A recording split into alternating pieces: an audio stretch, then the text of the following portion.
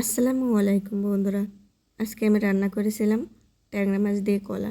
তো তরকারির লোকটা কত সুন্দর এসেছিল দেখছেন। তো চলেন দেখে নিই আমি কীভাবে আমার রান্নাটা করলাম।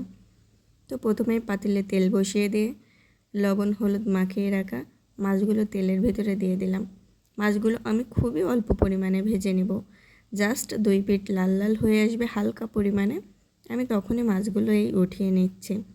তারপর ওই তেলের ভিতরেই আমি দিয়ে দেব বেটে রাখা পেঁয়াজ এবং রসুন দিয়ে ভালোভাবে নাড়াচাড়া করে নেব। নাড়াচাড়া করে নিয়ে এর ভিতরে দিয়ে দেব ফালি করে রাখা 4-5টা কাঁচামরিচ। তো আমি এখানে কাঁচামরিচ কিন্তু অল্প পরিমাণেই ব্যবহার করেছি, আপনারা আপনাদের স্বাদ অনুযায়ী ব্যবহার করবেন। তারপর মশলাটা সুন্দরভাবে কষানো হয়ে গেলে এর ভিতরে দিয়ে দিলাম আমি কাঁচকলাগুলো। তো এই কলাগুলো কিন্তু আমাদের গ্রাম থেকে নিয়ে আসা নিজেদের গাছেরই কলা। চাষের প্রত্যেকটা জিনিসই খুবই সুন্দর হয়। তো এখানে আমি কলাটা খুব সুন্দর করে কষিয়ে নিচ্ছি। তরকারি কিন্তু সুন্দর করে না কষালে তরকারির স্বাদটা খুব বেশি ভালো আসে না।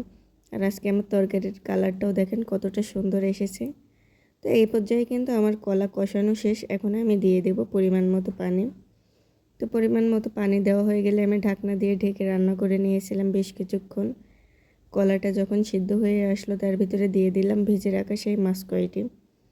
তো মাছগুলো দিয়ে আমি ভালোভাবে একটু নাড়াচাড়া করে নিচ্ছিলাম।